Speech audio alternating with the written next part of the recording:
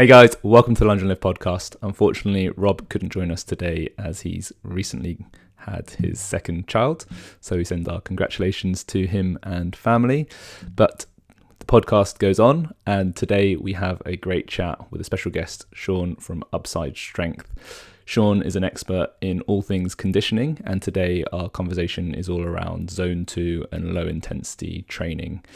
We go into some great detail on the key benefits of low intensity training and why almost everybody should be doing more, and also some of the common pitfalls where people think they're doing low intensity training and they probably aren't, so they're missing out on some of the key benefits, and plenty of tips and tricks for how to get the benefits out of it and incorporate it into your own or your client's training as well. I really enjoyed this episode. It's something that I've been interested in for a long time, and Sean really knows his stuff. So tune in because it's delivering value from start to finish. But before we get into it, as always, a big thank you to our show sponsors, thetrainingstimulus.com. We've recently upgraded the movement mechanics mentorship. So if you're looking to improve your offering in 2023 as a coach, physio, osteo, chiropractor, anyone who helps people who move, then please check out the website or reach out for more details. We're doing an intake in January, so don't delay. Also, thank you to wit-fitness.com. Use our discount code LL15 to get 15% off your WIT kit. And thank you to Hytro. Use our discount code LL20 to get 20% off your blood flow restriction apparel. Right, let's get into it. Sean, welcome to the show. Thank you for coming on. How are you today? I'm doing great, man. Thank you so much for having me on your show. It's a pleasure to chat with you today. My pleasure. And for the listeners who might not know who you are, please could you give us a quick overview as to who you are and what you do? Absolutely. My name's Sean. I am the founder of Upside Strength. What I do, I wear many hats. I run a podcast and a YouTube channel. The podcast is called the Upside Strength Podcast. I also do physiological testing for CrossFit, MMA, endurance athletes.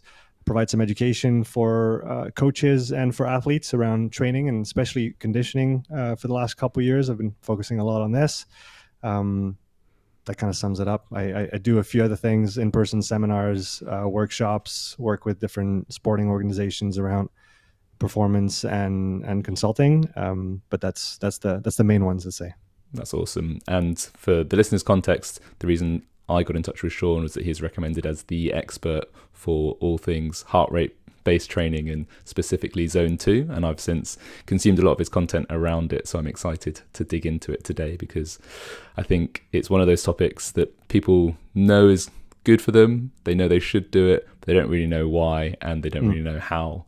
So for context, could you let us know, how did you personally get into zone 2 as a topic of interest? Started way back when I started getting interested in exercise physiology. I was following a guy called Evan Picon, who was in the CrossFit world back then with Training Think Tank, working with guys like Travis Mayer and Noah Olson. And he had an online course on exercise physiology and bioenergetics, which I took. I remember it was at the beginning of the pandemic. I had injured my back and I was lying on the couch for 2 weeks, and I just consumed everything that I can from Evan, including that course 2 or 3 times over, took notes, and that kind of started shifting my understanding of conditioning in and of itself. I'd read Joel Jamison's Ultimate MMA Conditioning before that and looked into some other resources, but the way that Evan brought forward the information was, let's say, new and quite interesting compared to what had been talked about before. If we talk about, energy systems and PCR and then glycolysis and then aerobic on that famous graph that we still reference to this day somehow. And so it was a very kind of novel perspective on the whole thing, and started at this point I started, reading more research papers than I did previously. And that kind of started my journey in this whole conditioning realm and started diving into all the details. And I like to understand why things happen. And so I've been digging for the last 2.5 years on that topic and trying to understand all the implications of this kind of work. And Zone 2, I guess, just emerged from those researches that I was doing on my own side and looking at, I guess, drawing a lot of inspiration from what is being done in cycling, in running, in triathlon at the highest level. Try to learn from the best, see what's done on the field, look at what the research papers say as well. And so zone 2 was kind of just a natural progression of things. It's a very old concept, so to speak. I guess zone 2 and low intensity training, low intensity continuous training are synonymous.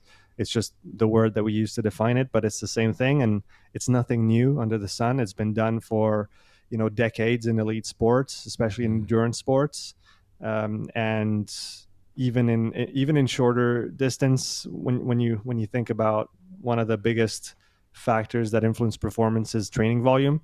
And if you can't recover, you can't train a lot. And if you don't do some amount of low intensity training, you're going to be limited in how much work you can do, simply because of the total workload that, even moderate or high intensity training imposes on the body.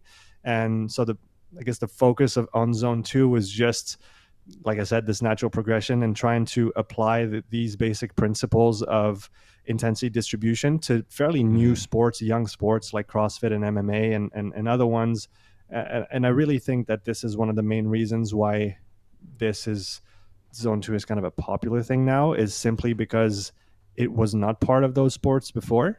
Yeah. And with the sports hitting some amount of maturity now, and I guess definitely growing a lot in the last few years, training philosophies evolve. And at the beginning, CrossFit was very much, no, we're doing our own thing. We're different than everything else. Constantly varied. We don't need no structure. And now when you look at the elite in the sport, well, they're definitely not training following a CrossFit.com type of format. And they're very much simply going back to basic principles of programming, periodization, making sure you peak for the right time in the year, making sure you organize your intensity and your load intelligently throughout the year. Again, just basic principles of periodization, and low intensity training plays a role in this, and an important one from my estimation. So this is kind of the short version, or maybe the slightly longer version of how this came to be. Brilliant. And I think thinking about zone 2 as something that I'm going to encourage the listeners to do more of, maybe the best place to start is as a bit of a sales pitch. You mentioned improving overall work capacity is one of the key benefits. What would be the other key benefits of adding zone 2 or increasing zone 2 in somebody's training program? Improving recovery, improving, like you said, total load tolerance, let's say. And that's regardless on the kind of work that you do. I mean, I've spoken to powerlifters that have started including small amounts of this type of work throughout the week and seeing positive repercussions on, their ability to train more and their ability to recover better. So that's what I would say. You can train more, you can recover better from it. And when you go hard, you can go a little bit harder than you would have otherwise. That's probably the simplest way to put it without going into too much detail. Brilliant. Thank you. And the next thing I think is useful to get clear on is what determines a zone 2 threshold, because I know there's a few factors that affect this. We'll probably talk about some easy ways for people to figure out what that intensity is for them, using non-physiological measures, let's say. But at this point in time, if you want to be precise with the way that you're going to train, so I guess it's especially important for people who are going to be putting a lot of hours into this type of work. You want to make sure you're doing it at the right intensity. And so you talked about threshold, and that's correct. I think we have to be cognizant of the fact that there's 2 important thresholds that we need to consider on the intensity spectrum. So if we go from very easy to very hard in terms of the work rate or the power output that you might be expressing. And that's usually going to be the case in cyclical modalities. So we'll talk about running, we can talk about cycling, and then other modalities. And each one of those modality is going to have their own thresholds, because you don't recruit the same amount of muscle mass. You don't have the same position in space. To take the extreme example, take swimming versus running. You have a very different relationship with gravity, and your heart doesn't have to do nearly the same amount of, or nearly the same type of work to push the blood around the body. You have different types of contractions. If you talk about cycling with no impact, if you talk about running with impact, all those factors play into this. And so we have separate thresholds for each modality that we're going to be using. Let's use cycling for the simplest example. Usually threshold 1 is going to, and I'll explain exactly how we can figure those things out, but threshold 1 is usually going to be between a 3 and a 5 out of 10 if we take the RP scale on a scale of 10. And threshold 2 is usually going to be around 7 to 8. And essentially, it's to explain it simply, those two thresholds are going to be the transition points between different internal states. And those internal states in exercise physiology are called intensity domains, exercise intensity domains. And so underneath or below the first threshold, we have what's called the moderate intensity domain. And I think one of the simplest ways I've found to explain this is that in that moderate intensity domain, your muscle in and of itself, your muscle cells are able to bear the load that is imposed on the body. So if we think about lactate as a marker of internal load, so lactate is simply the byproduct of glycolysis. So you take sugars, glycogen or glucose, you break it down, and you have lactate. Okay, it's nothing more than a half sugar. It's a 3-carbon molecule, and it's also a fuel that the body can use. Okay, so we can obviously use proteins, carbs, and fats, and lactate is that intermediary that we can recycle. Okay. Mm-hmm. And in that moderate intensity domain, what you find if you measure somebody's blood lactate, you'll find levels that are equal or below to resting levels. And the reason for that, again, is that the work that is being done by the cell internally is stable, as in you have a steady state on the level of the cells. And so you don't have any lactate accumulating inside the blood. Why does it accumulate inside the blood once you go beyond that first threshold? It's because the cells can't bear the load anymore. So they have to kind of pass the ball to the body. And now you have systemic stability. So you have a systemic steady state. The whole organism, the whole body can maintain that workload for quite some time without significant fatigue, or I guess different factors of fatigue. Talk about glycogen depletion, those kind of things. But passing from that moderate domain to that heavy domain, as we call it, heavy domain, you're going to have an internal steady state. And so what you're going to see is elevated lactate levels, for example, but they're going to be stable over time. And once you pass that second threshold, this is the point where you lose that internal balance, that internal homeostasis. And when you start trending towards your VO2 max, you start trending towards your heart rate max, towards max lactate levels. You have a kind of an exponential increase of lactate above that second threshold, because we cannot stabilize those internal states anymore. So again, just to frame that again as simply as possible, moderate intensity domain below the first threshold, you have a steady state at the cellular level. Heavy intensity domain between threshold 1 and 2, you have a steady state at the systemic level. And then beyond that second threshold, you have no more steady state, and you're trending towards failure pretty quickly. And all that to say that zone 2 is essentially that area of intensity just below the first threshold. So you have that internal stability at the cellular level. You don't have any lactate that's accumulating in the blood, and the repercussions of that are quite important, because that zone 2 intensity is where you're going to essentially be able to recycle the most lactate. So it's where you want to be performing that low intensity training. That's also the ideal intensity for active recovery. Okay, so if we're thinking about bouts or recovery between high intensity intervals on a bike, for example, well, obviously it depends what you're trying to do. If you're trying to increase metabolic acidosis and kind of build that tolerance to that, for example, with the Wingate sprints, then you might do passive rest because you want to let that stuff accumulate, and that signaling is quite powerful. But if you want to improve recovery between high intensity bouts, you want to come back to that zone 2 intensity, because that's where your cells are essentially going to be able to uptake the most lactate possible without that accumulating inside the blood. So obviously you do your hard interval, you're going to have some lactate accumulating in the blood, but then you want to clear that as quickly as possible to come back to that recovery state. Same thing if we think about recovery post effort. You look at Tour de France guys now, they ride for 4, 5, 6 hours. First thing they do when they finish the race is get on a home trainer and cycle at a low intensity. Why? Because they can clear that lactate quicker. And I say lactate, but we can talk about all the different metabolites that emanate from higher intensity work. And essentially what you want to do after a hard effort, especially if you're riding your bike almost every day for 3 or 4 weeks in a row, you want to get back to recovery mode as soon as possible. And getting out of that sympathetic state, getting back to a parasympathetic dominant state. So from a nervous standpoint, from a metabolic standpoint, we want to be flexible. We want to be able to go from one extreme to the other. We don't want to be stuck. And I think one of the reasons why, to go back to the overall idea of that zone 2, one of the reasons why people have picked it up recently, it's because especially in sports like CrossFit and MMA that are very high intensity, very demanding, many different skills to be built. They're very challenging sports to train for and perform in.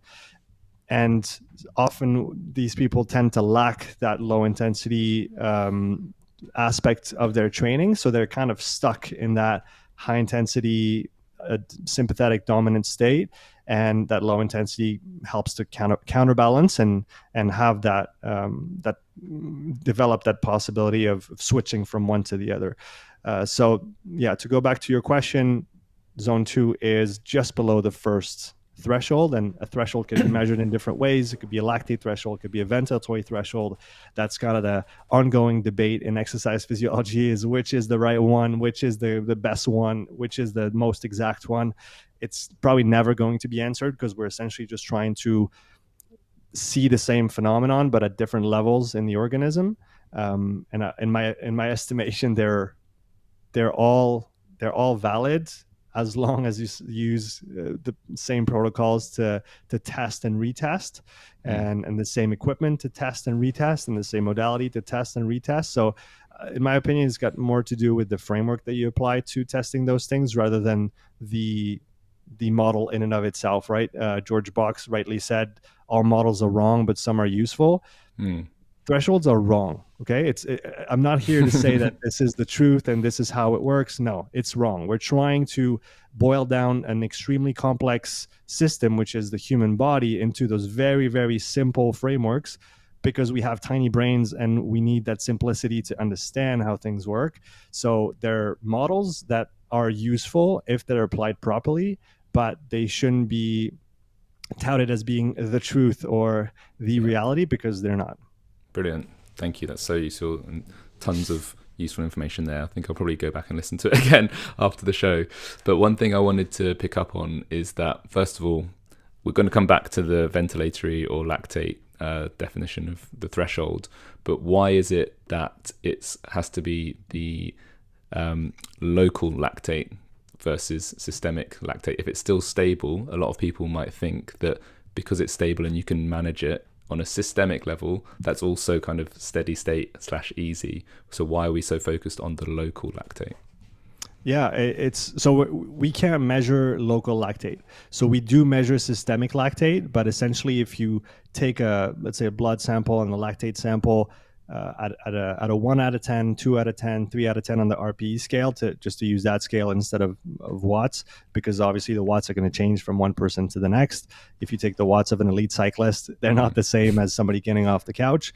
So essentially what you're going to see is on the first few steps, you're going to see that plateau at the bottom, and then it's going to start rising. So what we're looking for is that inflection point between flat or even negative relative to baseline, because like we said, at those low intensities, if you're well developed from a type 1 fiber standpoint, mitochondrial density, capillary density standpoint, you're going to see less. Actually, lactate's going to drop a little bit before it goes back up. And again, that low point is essentially where your body is able to recycle the most without producing more. So we have that low level in the moderate domain, and then we have that slightly elevated, or a little bit more elevated than slightly for some people. Again, it depends as well on the type of athlete that you're measuring that on. You look at elite Ironman athletes and you look at 400 meter sprinters, they're not going to display the same levels of lactate at threshold 1 and threshold 2, because they're not built the same. If we think about type 1, type 2 or fiber type distribution, if we talk about the different abilities that they've developed from a metabolic standpoint over their careers and what the demands of their sports are, that's why there's some, and I see them as being antiquated ideas of a fixed lactate levels at threshold 1 and threshold 2. Some people talk about, once you pass 2 millimoles of lactate in the blood, a millimole per liter is the unit that we'll use to express lactate levels inside the blood. And so once you go over 2 millimoles, you've passed your first threshold. And once you go over 4 millimoles, you've passed your second threshold. And that works for a very specific type of athlete in a specific sporting discipline. And this is probably why it has been used. And I think from what I remember, 4 millimole was definitely used by Jan Olbrecht, who worked with a lot of swimmers at a high level for many years. He might still be even working with them to this day. Many world champions, many Olympic champions. And so I guess for his pool of athletes in the specific discipline that they were competing in, they kind of all ended up with the same profile because natural selection, I guess, of specifics of the task at hand. And so they kind of all had the same numbers around threshold 1 and threshold 2, which kind of makes sense. But that doesn't necessarily transfer to another discipline, another sport, and another demographic. So yeah, just wanted to add that in. But like you were saying, steady state does not mean easy. And once you pass that first threshold and you have slightly elevated levels of lactate, even though you can maintain that over a long period of time, it's not the internal state that we're looking for to elicit the adaptations that we seek. What adaptations am I talking about? So first of all, like I said, one of the biggest determinants of performance, in my estimation, is, and from the feedback that I've gotten from many of the best coaches around the world that I've been lucky enough to speak to, is going to be volume. How much work can you do? And again, if all you do is high intensity training, at some point your nervous system, your metabolic systems are going to say, okay, no, we can't do that anymore. We have to stop, or we have to slow down. Versus that low intensity training below that first threshold, the internal state is such that it does not elicit nearly as much fatigue as even slightly more elevated levels of intensity that would be in the heavy intensity domain. So there's quite a big difference actually in what the body is going to be, I guess, feeling, or what the impact on the body is going to be, whether you're below the first threshold or above that first threshold. And just to clarify, I don't want to say that all you have to do is below first threshold. No. You have to do high intensity stuff. You have to do moderate intensity stuff in that heavy domain as well. Again, depending on your profile, the time of the year, your sport discipline. I mean, I'm not here to say that all you have to do is easy. This would be wrong. But if you're looking for those adaptations, if we want more mitochondria, if we want more capillary density, if we want increased vasodilator capacity, if we want to maintain parasympathetic dominant state during that work, if we want to increase cardiac output, if we want to work on all those different aspects that are going to be beneficial in the grand scheme of things for our training load and our performance, then we do want to stay below that first threshold for the majority of the work that we perform. And again, that has to be complemented with some higher intensity stuff as well. Amazing, thank you. And the next question I had on that was back to the ventilatory threshold, and also a lot of people think of zones as heart rate zones. So can you compare and contrast lactate threshold to ventilatory threshold to heart rate zones, please? So in an ideal world, your heart rate zones are based on your physiology, meaning that the heart rate that is going to be the top of zone 2, or the transition between that moderate and heavy domain, should be determined by physiological measurements of either lactate or ventilation, so that you know what the intensity is and what the corresponding heart rate is, so you can base your training around that. Same with the second threshold, although it's a little bit trickier because now you're talking about heart rate drifts, so heart rate slightly creeping up over time, because obviously it's a steady state internally under that second threshold, but it doesn't mean it's easy, right? If you put yourself at, 90% of your second threshold and you hold it for a certain amount of time, you're going to be hurting. It is not going to be easy. It's just not the same type of hard that you would feel just above that second threshold. And maybe to give an illustration of this, and then I'll continue on the heart rate zones. If you're at 90% of your second threshold, so you're in that heavy domain, what you're mostly going to feel is legs. If you're on a bike, it's going to be burning like hell, but your heart and your breathing are still going to be somewhat controlled in terms of how hard it feels at that level. Now, if we go above that second threshold, now it switches, okay? It still burns in the legs, but it's not the same kind of burn, especially because you're not going to be spending as much time there simply because you can't. At some point, you're going to have to stop or slow down. And so a lot more of the focus now becomes on the heart and the breathing, because those two are going to be driven quite high compared to below that second threshold. So that's just to distinguish what kind of feeling people can experience below and above that second threshold. Now, when it comes to the heart rate, so like I said, ideally you base your heart rate zones on your physiological data. So you do a test, you measure either lactate, ventilation, or all of the above. You determine where those inflection points happen, and then you see what the corresponding heart rate is, and then you base your zones around that. What has been done, which I think is unfortunate for a long time, is taking a heart rate max, whether it's measured or ideally it's measured, but a lot of people estimate it. And the reason why I'm laughing is, and that's been talked about a lot in recent times, estimated heart rate max is wrong. It's not even a useful model. It's absolutely wrong.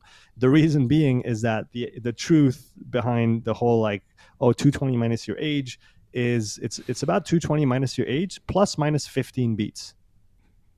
Yeah. So it's not even a ballpark there. It's like you could be way off the what actually corresponds to your actual heart rate max. Plus, again, heart rate max changes whether you're cycling or you're running. So which one is it?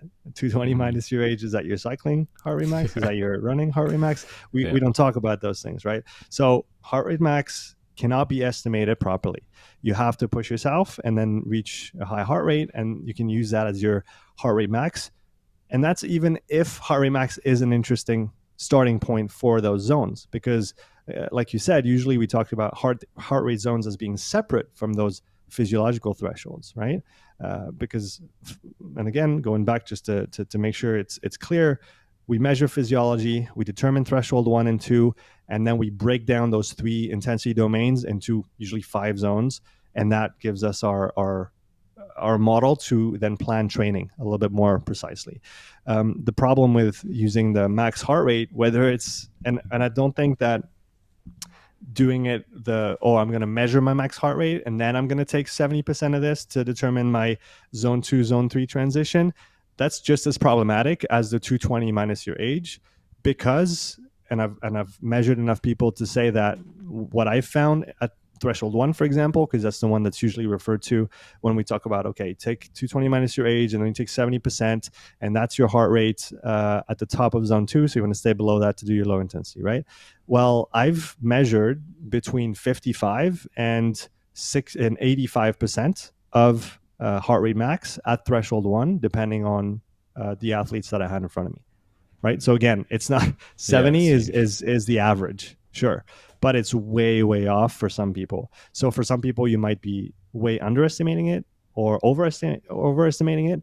And at the end of the day, if you've taken that extremely rough and wrong model of 220 minus your age and then you've applied 70% on it, you might be 30 or 40 beats off, either up or down, based on what you should be doing. So that's where I see the problem with the heart rate zone percentages. And so to give a practical solutions, because I'm just pointing out problems here, I think it's way more useful to start thinking about those zones in terms of what we feel, in terms of RPE, the rating of perceived exertion, because that's something that everybody can think about. And a lot of people don't like to think about this because they just want numbers. They just want to base their stuff on the numbers, and they don't want to think. And what I feel is not useful. And I strongly disagree with this. I think that perception is just as integral to performance as the watts are and as your physiology is. I think, and those 3 Ps come from Steven Seale, who's one of the pioneers in studying endurance performance. And the 3 Ps stand for performance, physiology, and perception. So for example, on a bike, you might have the watts, you might have the heart rate, and you might have your RPE at a 10. Okay. And those 3 Ps are going to help you determine what the stimulus of the session is, what the quality of the session is. Am I in the right zone, or am I in the right area of intensity to elicit the adaptations that I'm looking for. And it's very, very important to not put perception aside. For anybody who hasn't read it, I highly recommend the book called Endure by Alex Hutchinson, where there's a fairly heavy emphasis on perception as one of the main factors of elite performance. And I think that's definitely true. And for people who maybe have put this aside for a long time in favor of the numbers, whether it's physiology or performance, I think it's worth going back and getting a better understanding of listening to your own body and knowing what different types of intensities feel like. One of the things that I find fascinating that the Norwegian triathletes have been doing for some time now is, obviously they're touted for using a lot of technology and measuring everything from VO2 to lactate to heart rate to muscle oximetry and even going way beyond that. But one thing that their coach talked about is the fact that they don't just look at the numbers. They learn how to fine tune their perception based on the technology. So they use the technology to their advantage, to the point where those guys can probably sit on a bike, and if you tell them push 290 watts, they will push somewhere between 290 watts plus minus 5 watts, because they've fine tuned their perception so much that they can do that. And most people are completely incapable of doing that. And I think this is where we can all start. And this is where, saying, okay, I'm going to do an easy ride today. I'm going to keep it at a 3 out of 10. And this is going to be my zone 2.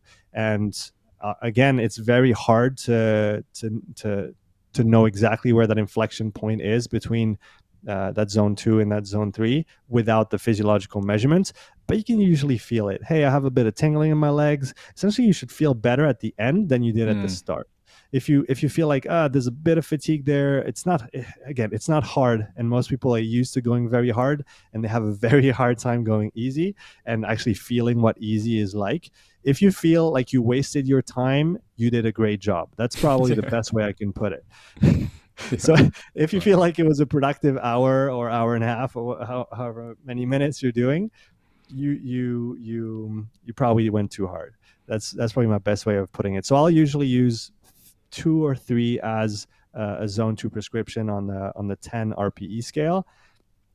And that's going to be, in my estimation, the best way to put it. Again, if we're talking about, threshold type of work, whether it's zone 3 or zone 4, your legs will be burning, but your breathing should still be somewhat, it'll be heavy, but it'll be controlled. And those type of ideas, I find them way more interesting than percentage of estimated heart rate max for all the reasons that I've elaborated on before. Brilliant. And on that big variation around the 70%, have you noticed any trends for people who tend towards above or below? Like, is it that fit people can work consistently above that? Yeah, definitely. More highly trained people with a lot more volume of low intensity training. So if you look at cyclists, if you look at triathletes, those type of profiles, you will see usually higher percentages than that 70%. And then for people who have never done this kind of work, who literally have a deficit when it comes to that type of development, with their metabolic profile. If we take a lactate sample at the end of different steps up the intensity scale, and I've tested people that they weight train, they train hard, and they have a similar metabolic profile to someone just sedentary getting off the couch.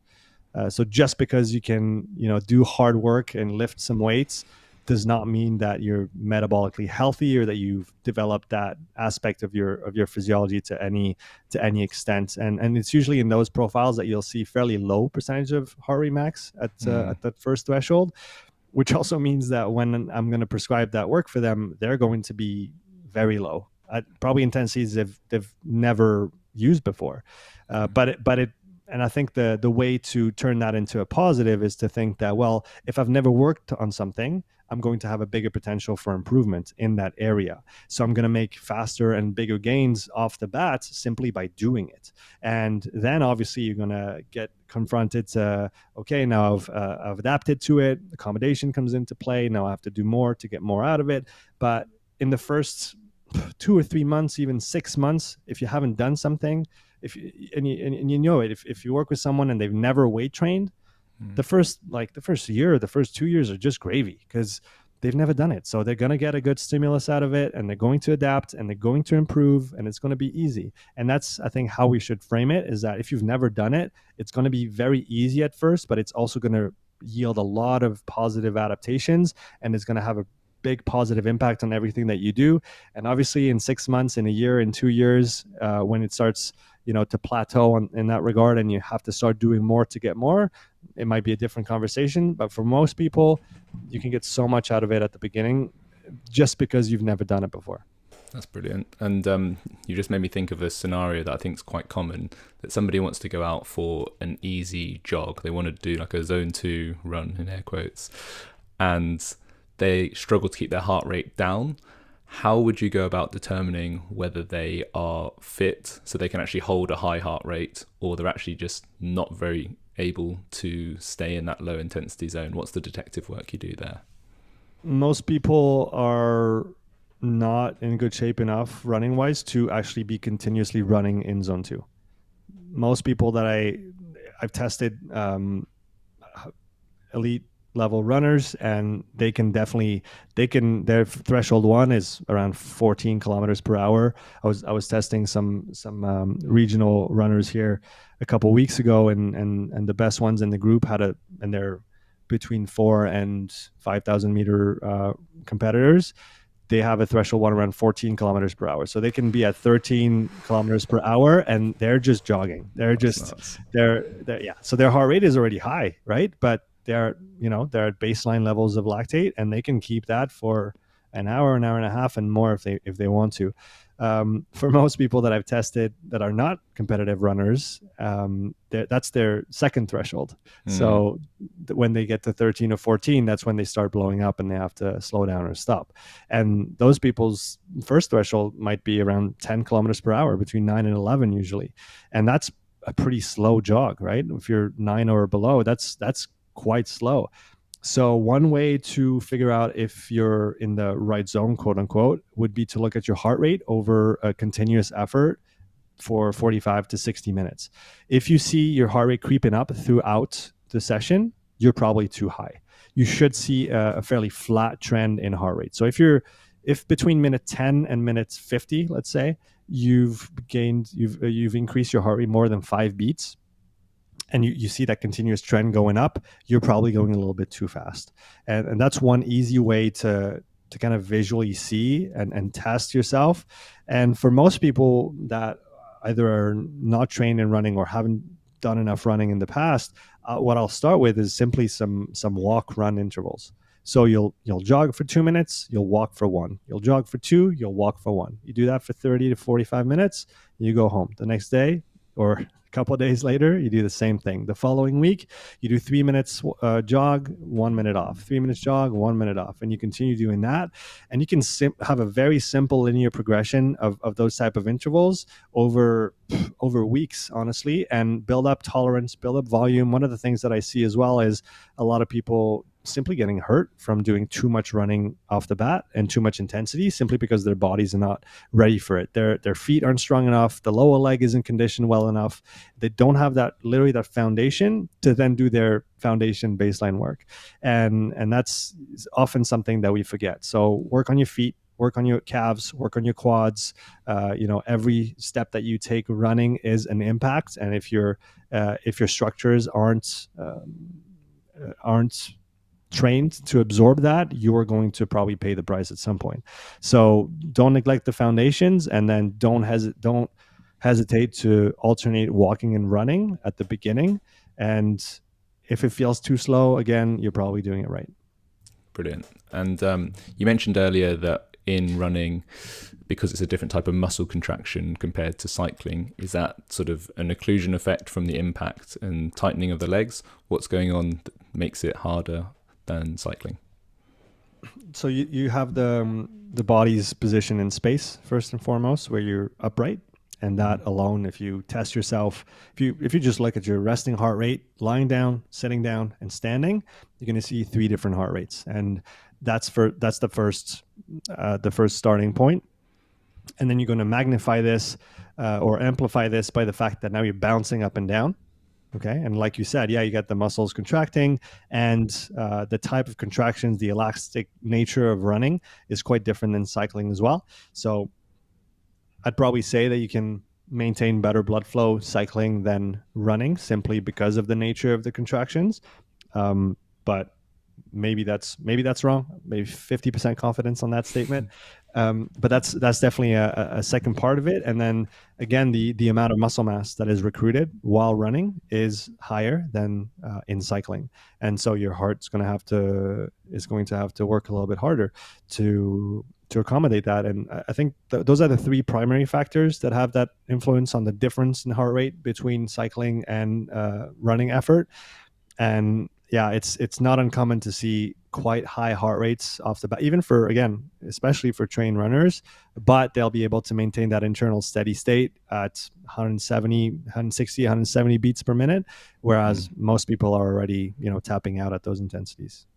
Yeah, so I think this is one I can personally relate to, that when I started running more often a few years ago, I would go out for like a 40-minute steady run, and I would be about 170, but it would never feel that hard, if that makes sense. It felt very sustainable, but I definitely did have that trend of slowly creeping up throughout the run.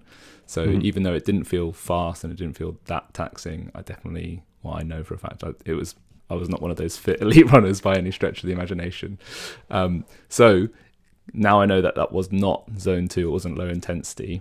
Have you got some practical advice for people who would want to start building in more zone 2? I think one, not running is probably the easiest bit of advice there, but how would you go about building it into, say, somebody's training 5 days a week? What sort of frequency and duration would you advise to begin with?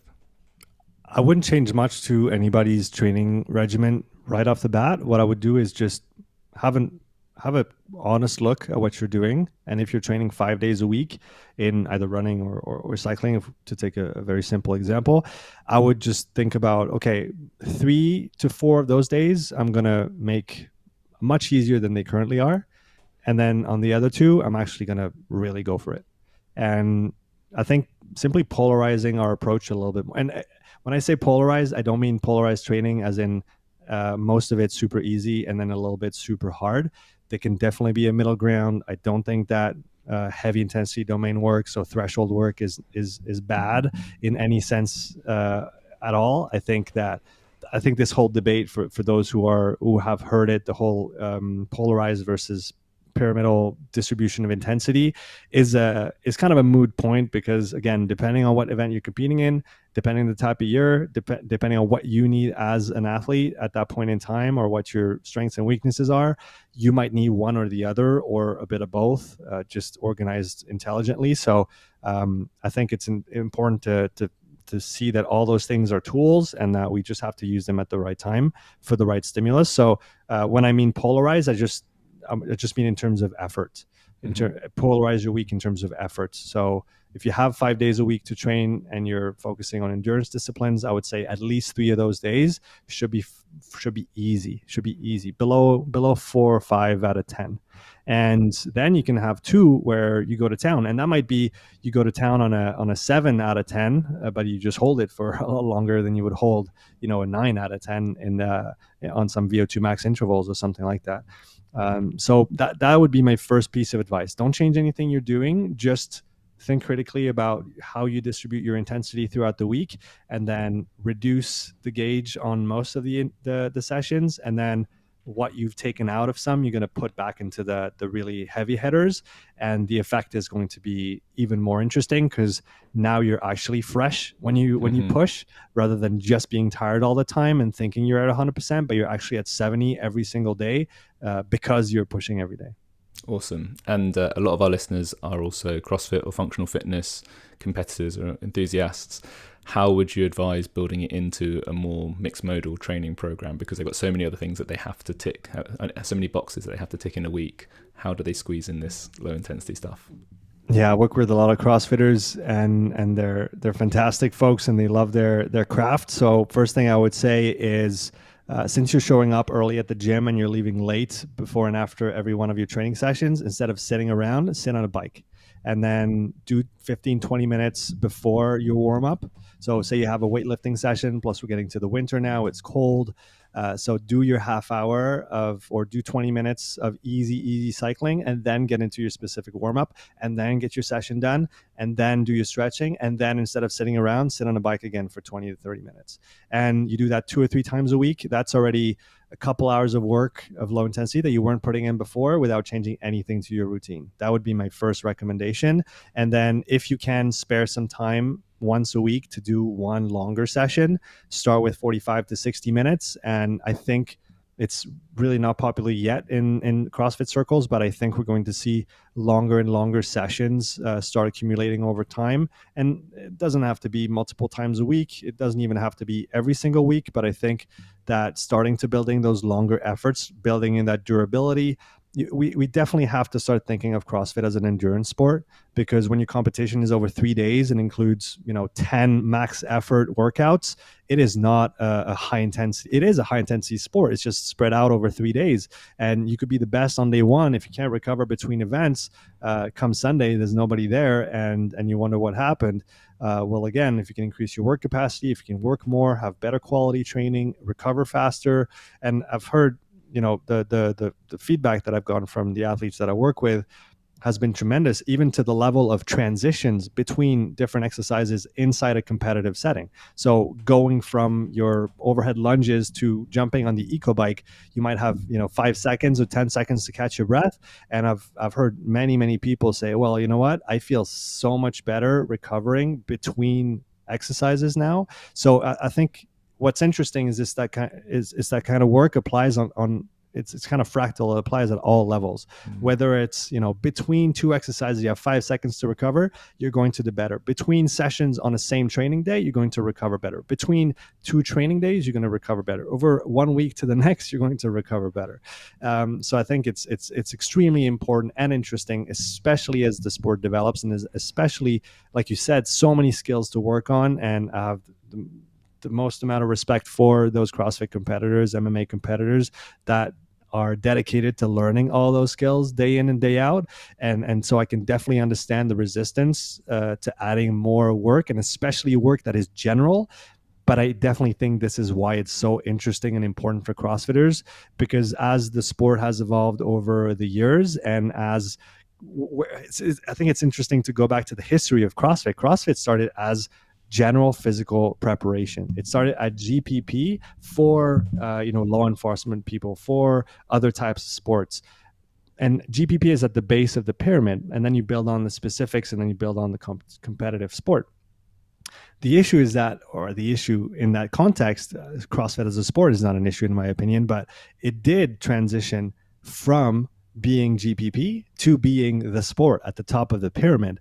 We forgot to fill up the space at the base of this pyramid.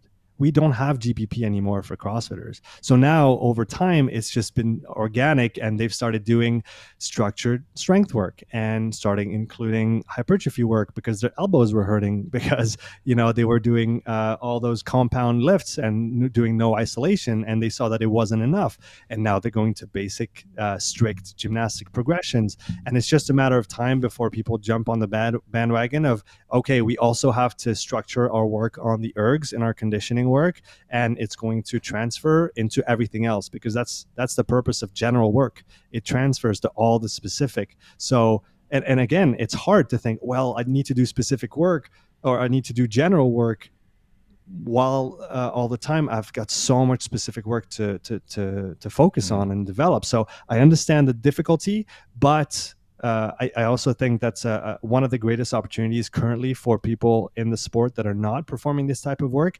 It's because it's general, it's because it's not specific to your sport, and it's because it's going to just help you do your sport better. So I would just start with your current framework, add some work before and after 2 or 3 workouts in the week, accumulate some volume. It should be really, really, really easy. You should be able to sit next to someone and they could do the same, and you could have a conversation, and you could read poetry and sing a song and not be out of breath. This is literally where you should start. And that's going to give you a great foundation. After 8 to 12 weeks, you're going to start to feel the positive benefits of it. Now you're kind of bought into the process. Now you can start to add an hour of dedicated work inside your week, and then maybe even more down the line. But yeah, I think the easiest way to start is just bake it into what you're already doing, and don't be afraid of going slow. Awesome. I think that's brilliant advice. I think for CrossFitters, they're always trying to get as much bang for buck out of every session, every unit of training. And like you say, you've got to touch the specific stuff to make sure that you're working on your weaknesses and bringing everything else up. But if there's one thing that transfers across every part of the sport, it would be this low intensity stuff. And you mentioned there starting with sort of before and after short duration sessions. Is there a big benefit to doing longer pieces? So like 3 20-minute sessions versus one 60-minute session. Is there a big difference in adaptation in the body, or is it pretty much the same? It is different because the durability aspect and the fatigue resistant aspect takes time to work on. And that's why cyclists do 4, 5, 6 hour rides, once a week at least. That's why Nils van der Poel, the speed skater who did a double Olympic gold in Beijing and double world record, that's why he in his base phase was doing 5 days a week, 7 hours on the bike. You cannot develop those things just by working for 20 minutes. And again, at some point, if you want to be the best in your sport, you need to dedicate the time that is necessary to be the best. And I think this is where this conversation comes in, is when people really are competitors and they want to make the most out of it, and they maybe have a 3 to 5 year window to make it happen. How much time am I going to be able to dedicate to training? This is a question that needs to be asked. And to go back to your question, yes, longer is better. But at the beginning, you just have to start doing it. And as Keir, when I'm flat, says, you don't want to rob the athlete twice. Robbing the athlete twice is using advanced means of training too early, in the sense that you're robbing them from that linear progression that they could experience at the beginning, and you're robbing them from the advanced gains that they could make later down the road when you use those advanced means of training. So I would say, if you've never done it before, just start with 1 or 2 hours a week. Even if it's broken up, that's fine. And then see where that takes you in the 2 to 6 month range, and then start building up more. Because there's no point going from 0 to 7 hours a week, because you could have done great gains over like 3 years with 2 to 5 hours progressively. So yeah, longer is better, but think long term. Start with the easy stuff, start with the shorter stuff. If you can do two times 60 minutes versus let's say 3 times 20 before and 20 after, so 3 times 40 minutes, I would say that's definitely better. But if your current schedule doesn't allow it, just break it up for now, build it into your training. And again, once you've seen those beginner gains after 6 to 12 weeks, and once you're bought into the process, now you can start to think about, okay, I see the value in this. Now I'm going to make a bit more time for it, and I know it's going to be worth it. Awesome, thank you. And I think something else that's useful for people is, if they haven't had an endurance background, how do they manage the boredom and monotony? Because I think that's another pushback people have against the idea of doing those long, steady sessions. Having a conversation with someone sitting next to you, listening to a podcast, listening to people that you follow in your sport, listening to resources outside of your sport that are going to make you better at your sport, understand weightlifting better, understand gymnastics better, understand conditioning better.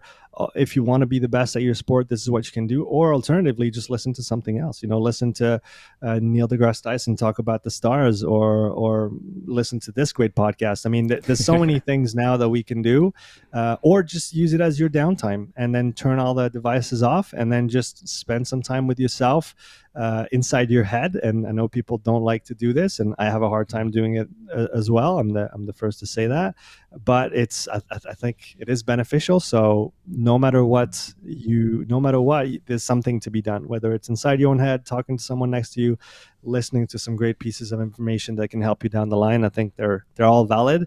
And yeah, it's the funniest one that I've heard is, yeah, but my butt hurts from sitting for an hour on the bike. And then my response is usually, yeah, so you'll do triple Fran for breakfast for fun, but then sitting on a bike hurts after an hour? Get out of here. Yeah. So yeah, just deal with it, guys. You got to be just fine. And find something to do or to listen to, and the time will pass pretty quickly. Brilliant, thank you. And just to handle another objection, I think a lot of people will use the excuse of, it's going to make me slow. If I just am conditioning all this slow twitch muscle fiber by going really, really slow, I'll lose my power and explosiveness. What would you say to that? I would say that's true only if you stop all the other stuff that you're doing. It's not an either or. Okay, you can be strong and you can be endurant and you can be powerful all at the same time. And just because you've never developed those type 1 fibers doesn't mean that just because you start working on them now, they're going to just take over your whole body and then your type 2 fibers are just going to wither away and nothing's going to be left of them. Quite to the contrary. You can do a lot of low intensity work and it will not have any impact on your strength. One of the anecdotes that comes to mind, and I think I mentioned it in that Zone 2 presentation I did recently on my YouTube channel. Claudia Gluck, who's a French competitor in the female division, she hit a PB on her, was it a hang squat? I think it was a squat clean, and it was the week that we had the most volume of low intensity training in her build up to Dubai. I think she was on about 6 hours of low intensity work that week, and she still PB'd her lift, and her strength just keeps going up. So as long as your programming is in line, things can work at the same time. I think it's, if you look at the research, what's interesting is at the molecular level, there's interference between strength adaptation signaling and endurance adaptation signaling. But the more you zoom out and you look at the systemic level, at the level of the individual, the less you see those impacts. And obviously, if you're doing a max session directly after 3 hours of cycling, that might not be the best idea. But then it just comes to planning intelligently and making sure that you're not putting things back to back when you're trying to develop them to the utmost degree. But especially in the beginning, you have so much room to build. And I think we definitely need to look at older sports and sports where they're really, really pushing the envelope in terms of performance. And I'm thinking about triathlon here, especially the long distance stuff. The elite guys are training 30 hours a week on average. Okay, that means year round, their average training load is 30 hours. Peak load is 40 hours. That's what the best are doing. And for CrossFit competitors, I'd be very surprised if we saw anything near to that at this point in time. Maybe some are, but I can guarantee you're not going to be doing 30 hours of Metcon a week. So at some point, you have to, put the money where you're going to be able to invest without taking too much out of yourself and be able to sustain that over time. And I definitely see low intensity as being one of those areas where we can build a lot of volume and while maintaining all those other qualities. I mean, Matt Fraser isn't exactly slow, is he? He's not exactly. He's one of the best on the ergs, despite being not at an advantage from his size. But he spends so much time on the ergs. I mean, wasn't there a year where he trained for a triathlon in November, something like that? I mean, and I think people have a hard time wrestling with those ideas, but going back to what we talked about early on in the podcast, just basic periodization. Matt stops for about a month to a month and a half after the games. That's called a transition period after a peak competition. Detraining, resensitize the body to training, get back into it, feel like shit for a week or two, sure, but now your body is ready to accept another 300 days of training to get to the next peak to win the next CrossFit Games. And in the base phase before, say, the Open, there's not much Metcon going on. It's monostructural, it's strength work, it's gymnastics work. And that's why one year he won the Open and he said, shit, I wasn't supposed to be ready for the Open. I wasn't supposed to win this. This is not when I want to be in good shape. Well, you have to think about what he said. What does that mean? That means that he was at the end of his base phase. So he was at the end of his 6 months of buildup without any specific work. And he was already better than all the other people that had done specific work for the past 6 months, right? And he hadn't even started getting into the specifics of CrossFit to get to the peak, to get to his peak and win the following CrossFit Games. And I think we can learn a lot from this. And obviously for him, it's a 1 year cycle. And for athletes at a lower level, that might be a 4 to 6 month cycle, depending on how many competitions you want to perform in during the year. And that's, I think, another mistake that a lot of people are doing is doing too many competitions throughout the year or wanting to be competitive too many times across the year, right? Every competition that you compete in is about 2 weeks lost in developmental training, because you have to taper the week before and you have to recover the week after. Even if it wasn't super hard physically, you have the emotional load, the mental load of competition. You have to account for those things. And if you do 10 competitions throughout the year, that's 20 weeks where you're not developing, and that's 40% of your year. And that is tremendous. And I think people don't think about this enough. So yeah, think about Matt Fraser, and don't be afraid to spend some time away from your sport. It'll just make you better once you come back. Yeah, great advice. I think, not enough people appreciate that. And even the Open, when it used to be 5 weeks, that's 10 weeks of the year. Sorry, 10% of the year when you think about it, 5 weeks out of 52. Exactly. And to be in that competitive mode, there's all time you're not developing. So if it's not your priority, then you really need to consider if peaking for that is worth it.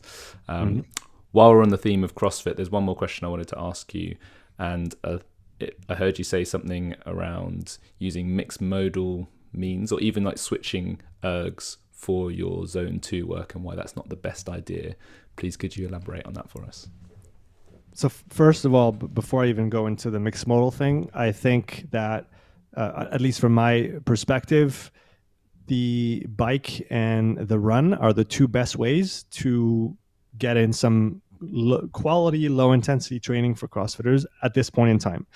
Why do I not mention the rower and the skier? Because I think those modalities need to be treated like weightlifting is at this point in time, which is a technical skill. And most people have no business spending an hour on the rower because they can't row efficiently. And you can get all the work in that you want on the rower. You could win 30 to 50 watts within 10 minutes of fixing how you pull. And that needs to be addressed before we start layering in hours of training on the machine. So for a lot of people that I work with, the beginning stages of development on the rower and the skier are just technical work. It's just high quality, focused technical work. And this is going to already allow people to perform at a much higher level without changing anything to their physiology. Just fix the way that you move. And everybody knows it from a weightlifting standpoint, right? If your pull is all over the place, you're leaving 5 to 10 kilos on the table. And if we don't fix that and just keep doing drills, or if we just keep doing volume of triples and doubles and all that stuff, we're not going to, sure, we're going to probably progress, but we're still leaving 5 to 10 kilos on the table. So fix that first. Then we can talk about doing more volume on those machines. So in the first instances, and that can take weeks to months, depending on the person. And, if you spent years ingraining suboptimal movements, it can take a lot of time to recalibrate, but I think it's time well spent, especially because you don't have to do a ton of it. What I've used quite successfully is just use it as an EMOM, do an EMOM 10 as your warm up, once a week with the rower, once a week with the skier. If you need more, then you can do more. And for the ski, you might do 30 seconds on, 30 seconds off for 10 minutes straight.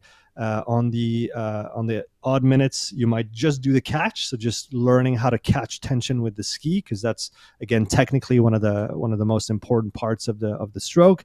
And then on the even minutes, you'll do the full stroke. And so over 10 minutes, you'll get in some quality work. You can focus on your movement. Look at the power curve on the screen. It'll give you instant feedback on how you're moving, and that just takes you 10 minutes. And then you go into your specific warm up for whatever the day is. And then on the rower, what I like to do is break it up into 3 segments. So you have the legs only, then you have the legs and hips, and then you have a full stroke. And for the first, you might do 40 seconds on. You can do a little bit longer on the rower, 40 seconds on, 20 seconds off, every minute on the minute for 10 minutes. And rep 1, you'll do legs only. Leg 2, you'll do legs and hips. Leg 3, you'll do a full stroke. You'll do that 3 times over. That's 9 minutes. And boom, you move on to the rest of your session. And without doing any hard specific work on those machines, I've seen people improve their time significantly just by focusing on their technique. And when you sit back on a rower in a competition setting and you start pulling with that upgraded technique, you'll see the splits going down. You'll see the watts going up, and that's time well spent in my estimation.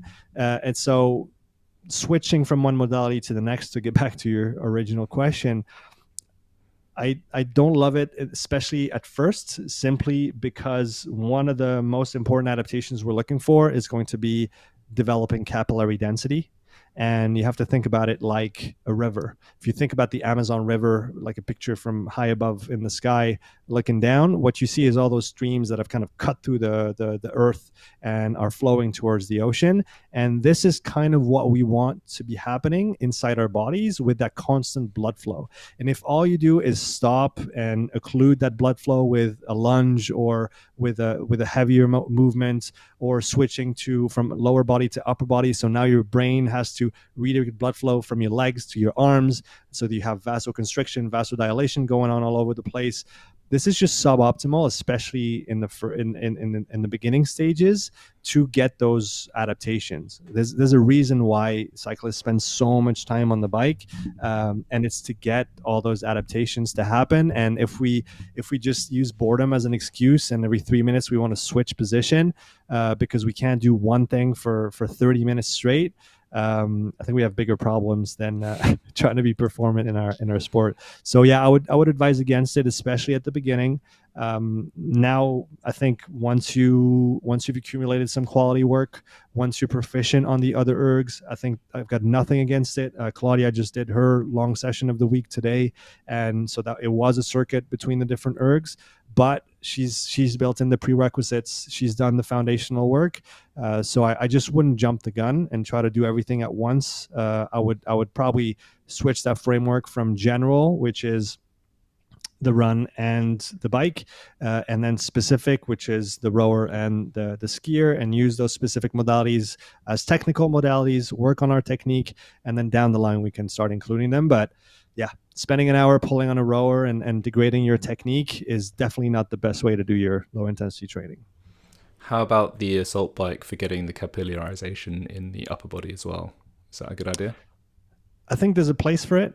I think it's not a big issue. I think the main difference, or one of the biggest differences between the bike erg, which I use a lot, and those fan bikes, is that you have so much muscle mass that is involved in those movements that your heart gets high pretty quickly, and so the overload usually happens at that level. It's a cardiovascular overload rather than having that load specifically targeted to the legs in the case of the bike. The other thing is cadence. You have, if you're going very slow on those bikes, you will be moving very slow as well. Your cadence will be extremely slow compared to a biker where you could spin at 100 watts at 80 rounds per minute. And that's another thing. For that constant blood flow, I think the cyclical motion is interesting.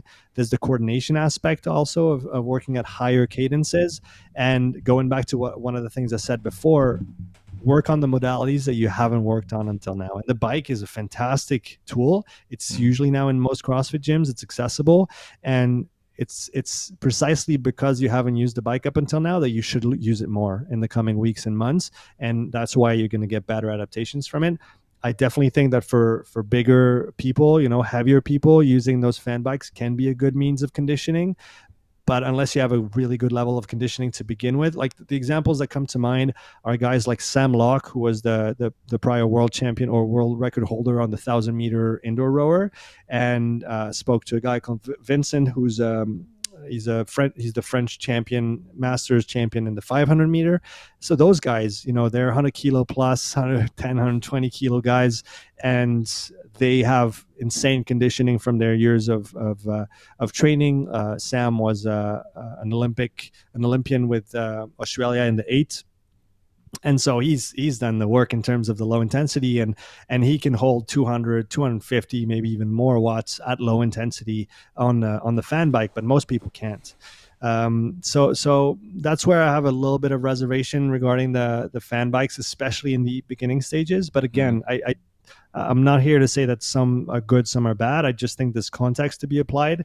And for most people, the most accessible and the simplest way is going to be on a bike or running.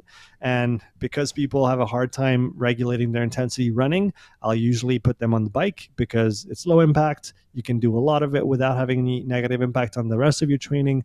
And it's easy because the watts are right in front of you. You don't have to think too much.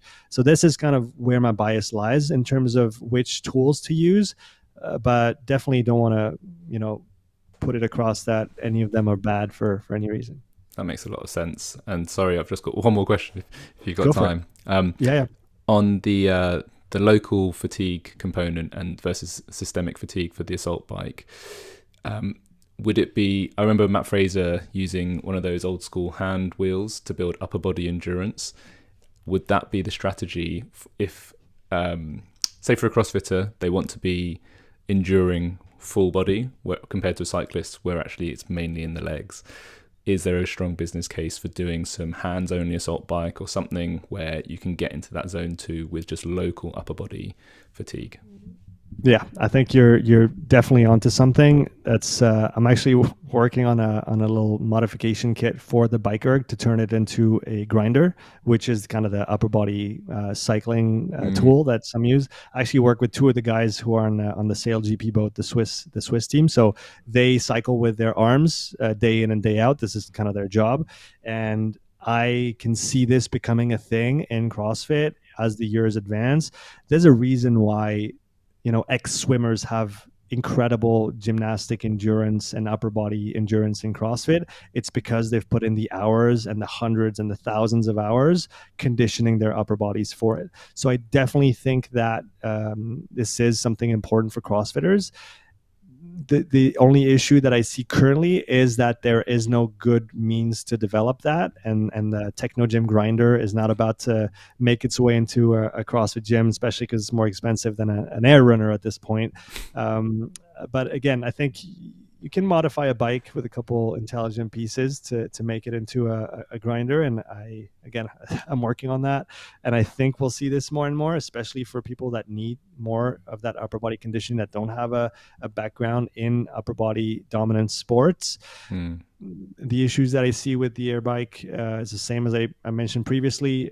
If you're upper body only, you're going to be even lower in the watts than if you were with the lower body, so you're going to be going like literally nowhere with that air bike, like 10 rounds a minute.